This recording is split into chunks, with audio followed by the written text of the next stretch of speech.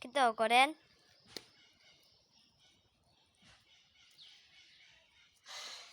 একটা হাঁসের আর মুরগির ঘর বানাইতেছে। কিন্তু গো আপনাদের অর্ধেক মাঠ ইটের ঘর অর্ধেক মাটির ঘর বানিয়ে রাখছেন। শুনেন, অর্ধেক ইট আর অর্ধেক মাটির কারণ এসে আমরা তো 21 তলা বিল্ডিংয়ে ঘুমাই। হ্যাঁ ঠিক আছে, 21 তলা বিল্ডিংয়ে ঘুমাই বড় লোক। হ্যাঁ তো হাঁসটি গেলে মাটির ঘরে থাকতো, তো এলাকায় ইটও দিছি মাটিও দিছি, হাঁসটি যাতে মনে করে যে আমার মালিকের তো মাটির ঘরও দিছে আবার এই ইটের ঘরও বানাই দিছে। হ্যাঁ, তারাও শুকিয়ে গেল, আমরাও শুকিয়ে গেলাম।